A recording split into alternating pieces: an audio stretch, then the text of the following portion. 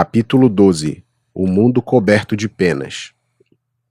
O mulungu do bebedouro cobria-se de arribações. Mau sinal.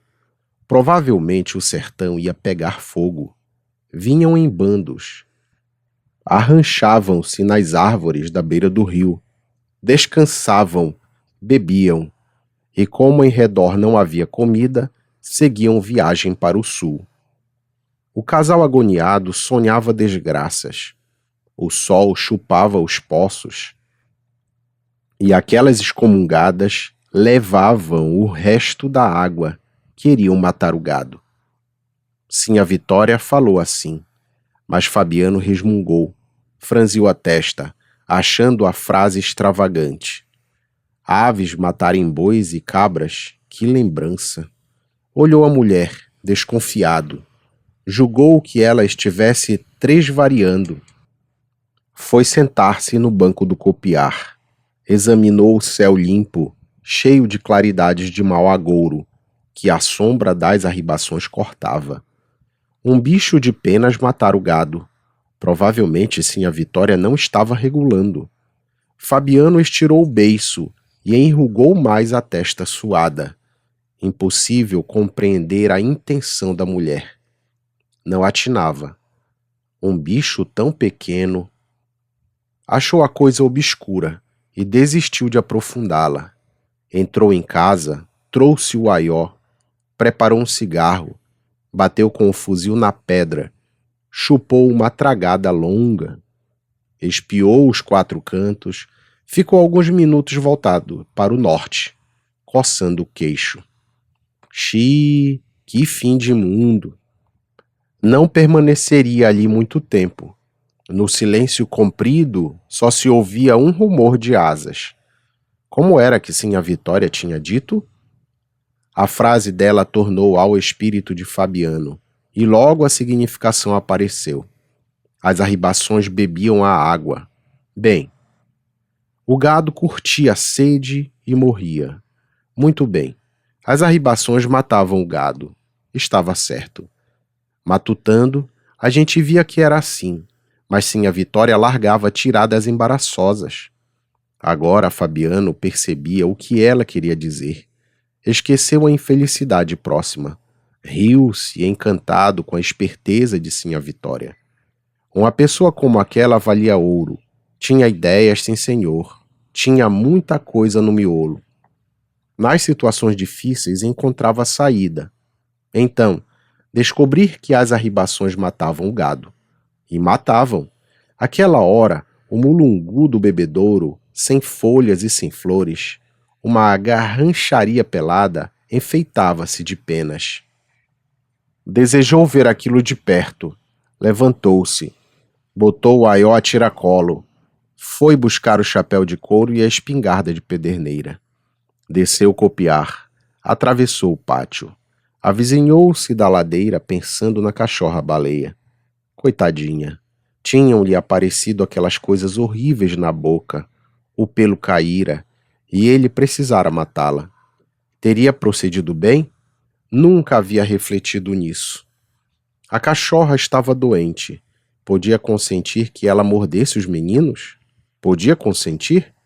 Loucura expor as crianças à hidrofobia. Pobre da baleia.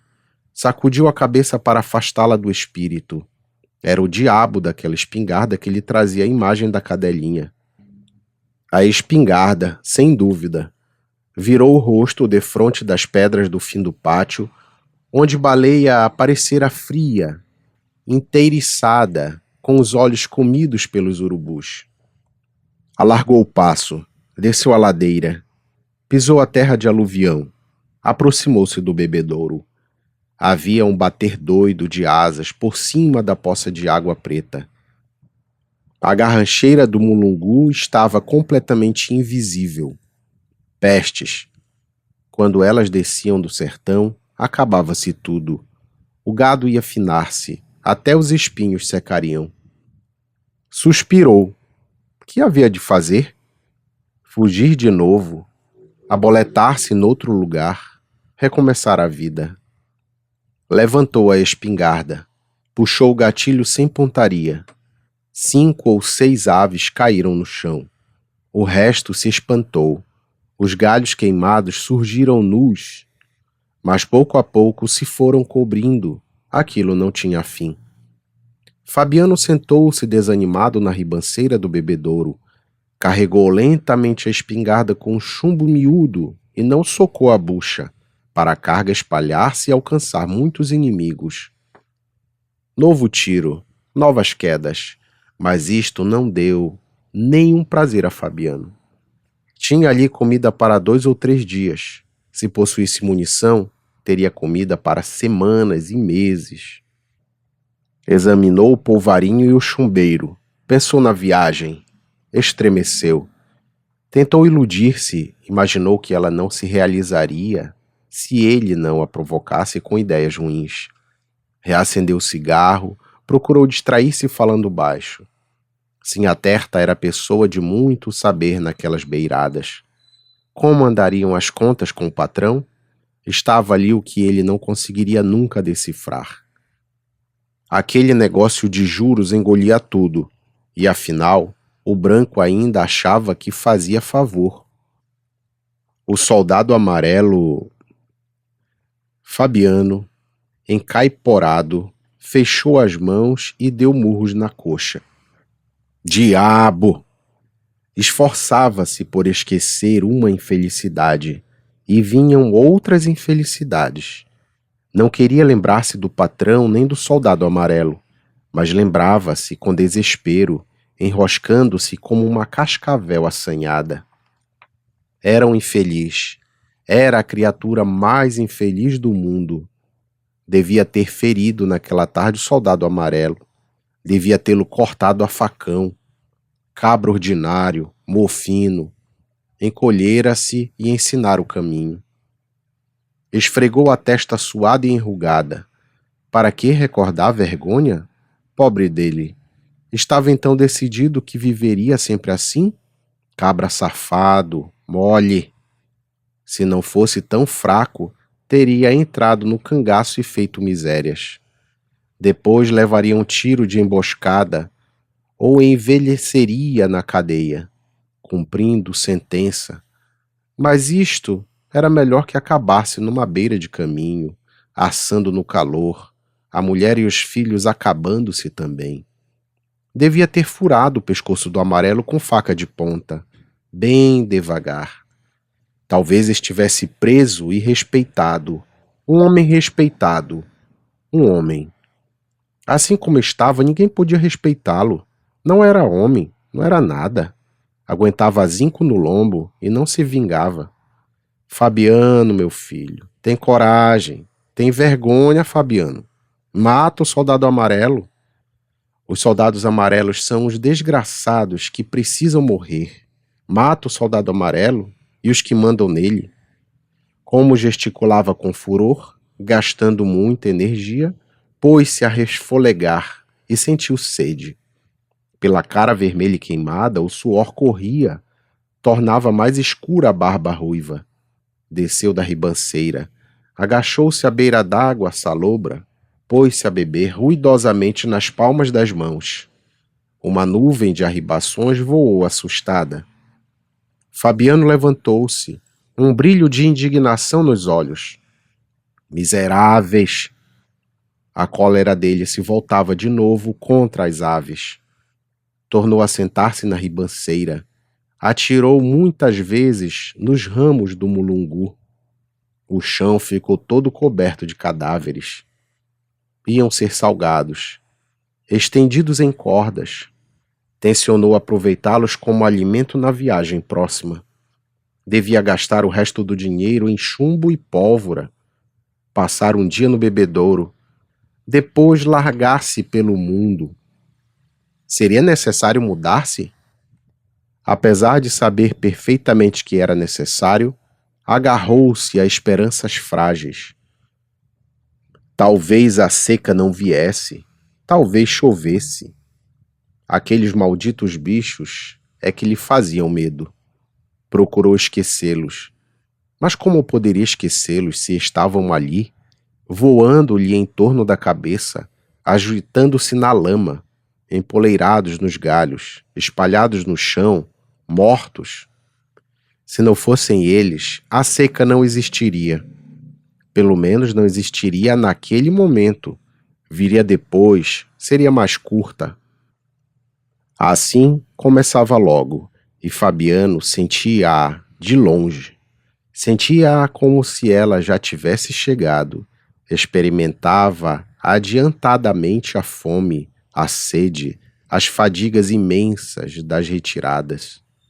Alguns dias antes estava sossegado, preparando látegos, consertando cercas.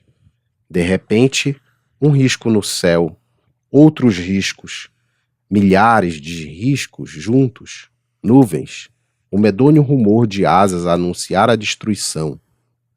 Ele já andava meio desconfiado vendo as fontes minguarem, e olhava com desgosto a brancura das manhãs longas e a vermelhidão sinistra das tardes. Agora confirmavam-se as suspeitas. Miseráveis! As bichas excomungadas eram a causa da seca. Se pudesse matá-las, a seca se extinguiria. Mexeu-se com violência, carregou a espingarda furiosamente. A mão grossa, cabeluda, cheia de manchas e descascada, tremia, sacudindo a vareta. Pestes! Impossível dar cabo daquela praga. Estirou os olhos pela campina, achou-se isolado, sozinho no mundo coberto de penas, de aves que iam comê-lo. Pensou na mulher e suspirou. Coitada de Sinhá Vitória, novamente nos descampados, transportando o baú de folha. Uma pessoa de tanto juízo marchar na terra queimada, esfolar os pés nos seixos, era duro. As arribações matavam o gado. Como tinha Sinhá Vitória descoberto aquilo? Difícil. Ele, Fabiano, espremendo os miolos, não diria semelhante frase. Sinhá Vitória fazia contas direito. Sentava-se na cozinha, consultava montes de sementes de várias espécies, correspondentes a 1000 réis, tostões e vinténs. E acertava. As contas do patrão eram diferentes, arranjadas à tinta e contra o vaqueiro. Mas Fabiano sabia que elas estavam erradas, e o patrão queria enganá-lo. Enganava. Que remédio? Fabiano, um desgraçado, um cabra, dormia na cadeia e aguentava zinco no lombo. Podia reagir? Não podia. Um cabra. Mas as contas de Sinhá Vitória deviam ser exatas. Pobre de Sinhá Vitória. Não conseguiria nunca estender os ossos numa cama, o único desejo que tinha. Os outros não se deitavam em camas? Receando magoá-la, Fabiano concordava com ela. Embora aquilo fosse um sonho, não poderiam dormir como gente, e agora iam ser comidos pelas arribações. Desceu da ribanceira, apanhou lentamente os cadáveres, meteu-os num aió, que ficou cheio, empanzinado. Retirou-se devagar. Ele, Sinhá Vitória e os 2 meninos comeriam as arribações. Se a cachorra-baleia estivesse viva, iria regalar-se. Por que seria que o coração dele se apertava? Coitadinha da cadela. Matara-a forçado, por causa da moléstia. Depois voltara aos látegos, às cercas, às contas embaraçadas do patrão. Subiu a ladeira, avizinhou-se dos juazeiros. Junto à raiz de um deles, a pobrezinha gostava de espojar-se, cobrir-se de garranchos e folhas secas. Fabiano suspirou. Sentiu um peso enorme por dentro. E se tivesse cometido um erro? Olhou a planície torrada, o morro onde os preás saltavam. Confessou às catingueiras e aos alastrados que o animal tivera hidrofobia, ameaçara as crianças. Matara-o por isso. Aqui, as ideias de Fabiano atrapalharam-se. A cachorra misturou-se com as arribações, que não se distinguiam da seca. Ele, a mulher e os 2 meninos seriam comidos. Sim, a Vitória tinha razão. Era atilada e percebia as coisas de longe. Fabiano arregalava os olhos e desejava continuar a admirá-la, mas o coração grosso, como um cururu, enchia-se com a lembrança da cadela. Coitadinha, magra, dura, inteiriçada, os olhos arrancados pelos urubus. Diante dos juazeiros, Fabiano apressou-se. Sabia lá se a alma de baleia andava por ali fazendo visagem? Chegou-se a casa com medo. Ia escurecendo, e àquela hora ele sentia sempre uns vagos terrores. Ultimamente vivia esmorecido, mufino, porque as desgraças eram muitas.